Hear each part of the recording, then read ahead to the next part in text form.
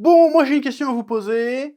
Est-ce qu'actuellement nous sommes dans une safe space? Est-ce qu'on peut s'exprimer librement? Est-ce que je peux m'exprimer librement sur cette review, sur cette vidéo, sans me faire châtier? Je vous pose la question parce que moi ce chapitre 1173 de One Piece, si je dis pas de bêtises, il m'a un peu cassé les roustons. Hein, il m'a saoulé, je préfère te le dire, il m'a saoulé. Je vais vous expliquer pourquoi. Mais avant d'expliquer pourquoi ce chapitre m'a un peu gonflé, petit instant sponsoring bien sûr, oui. C'est l'instant passion. Cette vidéo est sponsorisée par NordVPN.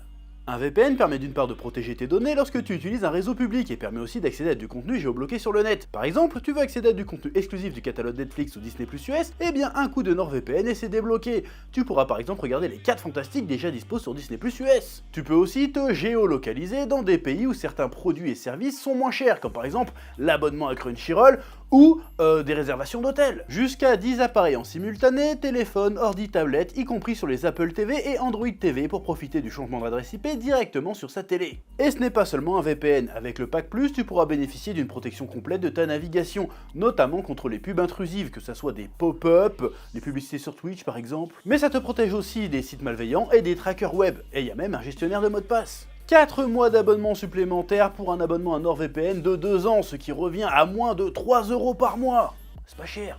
Et satisfait ou remboursé dans les 30 premiers jours. Et tout ça, c'est uniquement via le lien en description et en commentaire épinglé. Que la passion te guide. Oui. C'était l'instant passion. Ouais. Alors, bon, on va reprendre les éléments du chapitre un par un, on va dire. Bon, déjà, le chapitre se finissait avec Zoro a un plan. Alors tout le monde est parti sur ces théories de ouf et tout. Il va utiliser le haki des rois, puissance maximum, machin bidule chouette.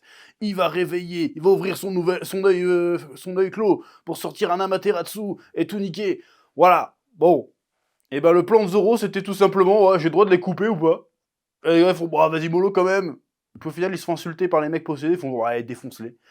Il arrive, il les défonce. Voilà, il arrive sur Dory et Brogy, il esquive le coup et les deux ils s'auto-attaquent.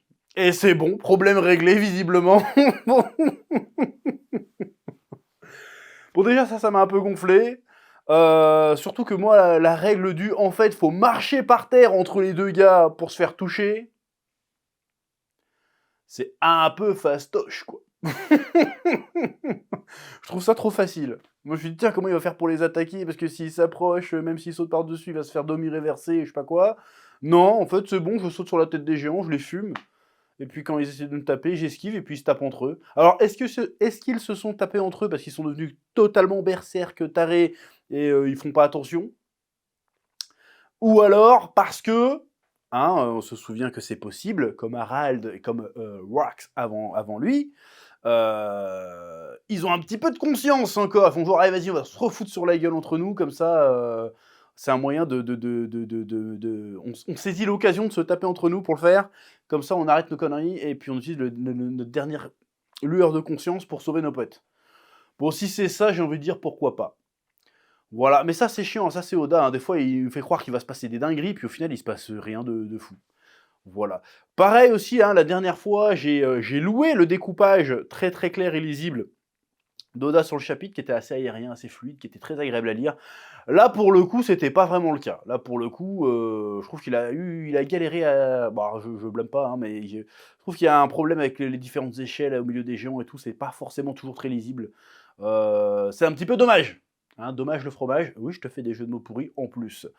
Ensuite, on retrouve ce fameux Brook. Alors, des scènes sur Brook, on n'en a pas eu souvent hein, ces dernières années. Bon, quand il y en a eu, le gars a posé son flow quand même. Mais là, bon, il connaît Gunko, visiblement, donc ça se confirme. Apparemment, c'est la princesse Shuri du royaume de je sais plus quoi, et qui est connue comme étant la parricide, qui a donc tué son père ou sa mère, qui était le bienfaiteur de Brook. Et donc Brook, il a mauvaise, et il veut vérifier que c'est bien elle, parce que si c'est bien elle, apparemment, il veut la goumer. Bon. Alors, il y a plusieurs choses qui me tracassent avec ça. Pourquoi en fait, tu le sens qu'on va encore se taper un flashback, là, ou pas? Tu le sens ou pas? Moi, je sens qu'on va se taper le flashback de Brook. On vient de sortir de 6 mois de flashback. Je sais pas, laisse-nous au moins 10 chapitres, histoire de qu'on voit comment ça avance l'histoire à Elbaf, s'il te plaît. Là, je sens qu'on va pas tarder à se taper un flashback de Brooke. Compliqué. Et donc, Brooke est au courant qu'elle est liée au gouvernement mondial et au Chevalier Divin, donc il est au courant que ça existait depuis le début, ce mec-là. Donc il sait des choses, il en parlait jamais parce que voilà, l'excuse c'est « J'ai tout fait pour vous oublier, j'ai jamais eu envie de me souvenir de vous, mais vous êtes là, je me souviens maintenant, je suis traumatisé, je vais donc me venger. Bon, il dit pas ça du tout, mais en substance, c'est un peu ça qu'il dit. Bon. Tout ça pour nous faire encore une Zumba. Et qu'est-ce que ça va être la Zumba? C'est que si flashback de Gunko il y a, on va découvrir qu'elle s'est retrouvée dans la même situation que Loki. C'est sûr que c'est un truc comme ça. C'est-à-dire qu'à un moment donné, il y a le Imsama qui a fait le pacte avec le daron a fait « non !» Elle l'a buté, mais finalement, elle a pris le pacte à sa place, une connerie comme ça. Ça va être une connerie comme ça, donc ça va être encore la même histoire, j'en sais rien. Tu sais, je rage, alors ça va peut-être pas être ça. Mais là, mon instinct d'oracle me dit que ça va être un délire comme ça. Donc là, tu sens tout de suite que ça va être une pauvre petite victime qui en fait a été manipulée depuis toutes ces années et qui a perdu sa mémoire et puis qui en fait était innocente et donc va se rebeller contre Imsama très certainement. Voilà. Bon. On va voir, hein, pourquoi pas. Ça se trouve, là, je me plains parce que je vois venir le truc. Ça se trouve, ça sera pas ça du tout. Et même si c'est ça, peut-être que ça sera Masterclass. Je ne sais pas, j'en sais rien. Mais là, bon... Puis surtout, est-ce que... Non seulement, est-ce que c'est le moment de nous rajouter un personnage au passé mystérieux encore? Parce que ça fait beaucoup d'intrigues en suspens, on rajoute encore un truc. Est-ce que c'est le bon moment pour faire ça? Je veux dire, on ressort de 6 mois de flashback, on rentre enfin dans l'action, on essaye de voir les trucs qui vont se dénouer, les situations qui commencent à se dénouer. Ben non, tu nous rajoutes une nouvelle problématique.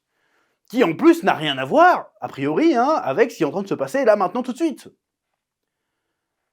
Voilà, donc si on se tape un flashback, on va encore se taper un flashback pour raconter des trucs que les Mugiwara, eux, ne seront pas au courant. Voilà. Je veux dire que là, on arrive à un problème, c'est que nous, en tant que lecteurs, on en sait plus que le héros. C'est chiant, en fait. Je trouve. Voilà. Ça m'agace un petit peu. Et ensuite, bah là, on commence à avoir un peu le dénouement de cette prise d'otage qui commence à se décider. Bon, je m'attends à un autre twist, évidemment. Hein. Mais là, pareil, ils se font défoncer en 2 secondes. Là, le Sommer, s'il est là, à taper le MMA. Oh, il y a le MMA de Nika. Il se fait péter parce que c'est la première génération, enfin, c'est la génération à Harald, en fait, qui arrive et qui les défonce. En 2-2. Le Sommer, s'il fait tomber le Nika sur le bateau, il n'y a plus de bateau. Bah, du coup, ils vont aller où les géants? Parce qu'eux, ils n'ont pas de fruit du démon, donc s'ils touchent l'eau, bon, bah, a priori, ils sont libres, en fait, techniquement. Parce qu'un pouvoir de fruit du démon, il marche sur l'eau ou pas? Je vous pose la question. Et puis pareil, la flèche de Gunko indique une direction, un lieu, mais si le lieu n'existe plus, qu'est-ce qui se passe? La flèche, elle continue à naviguer quand même? C'est compliqué. Puis même, est-ce que le haki des rois, c'est pas censé annuler... le haki tout court, c'est pas censé annuler les pouvoirs. Pourquoi ils peuvent pas mettre un gros coup de haki dans la flèche pour que ça qu'il n'y ait plus de flèche? Ça, j'ai pas compris. Alors, c'est peut-être moi qui est mongol et qui a passé l'information. Mais c'est dommage que tu sens qu'on revient dans l'action, et puis en fait, l'action, déjà, elle est pas folle. Et en plus, on repart sur d'autres intrigues qui n'ont rien à voir, à la base. C'est compliqué, hein? C'est compliqué. Mais encore une fois, c'est juste le chapitre qui est un petit peu... Bon, c'est un chapitre un peu transitoire, comme on aime le dire, un chapitre de transition. Mais là, t'as l'impression que c'est bon, la bataille, elle est finie, là. Bon, j'espère que c'est pas le cas. J'espère que c'est pas le cas. Mais là, t'as l'impression que c'est bon. En fait, en un chapitre, c'est plié flashback. On n'a pas eu le flashback encore, mais tu vois ce que je veux dire. Donc, un petit peu... Ah, il me fait chier, chapitre. Voilà, on peut pas être au top tous les jours, on peut pas trouver chaque moment incroyable. Là, pour l'instant, dans ce chapitre, ce qu'on m'a montré ne m'a pas transcendé. Mais encore une fois, c'est... On va vers autre chose. Voilà. Il faut qu'il conclue les intrigues en cours, les problématiques en cours, avant de proposer autre chose. Sauf dans le cas de Gunko, où il propose directement autre chose. Donc il a choisi de les clôturer a priori comme ça. Bon, pourquoi pas? Après tout. Hein. Mais quand même, j'ai trouvé ce chapitre foufou. Voilà. Bref, c'était mon humble opinion sur ce chapitre de One Piece Oui. J'en profite également pour vous rappeler que la campagne du Spatule Jump numéro 2 est actuellement en cours sur Ulule. Là, je vous montre le 0 et le 1 qui sont également disponibles durant cette campagne. Allez voir, 5 nouveaux artistes francophones, 5 nouvelles histoires courtes, des pages couleurs, du format collector, des goodies en veux-tu, en voilà. Allez voir ça, on a beaucoup bossé dessus avec amour, avec passion. Et voilà, soutenez la création indépendante française imprimée en Bretagne, ça se passe dans la description. Et à très bientôt sur Spatule Bro pour de nouvelles vidéos. Que la passion vous guide. Oui.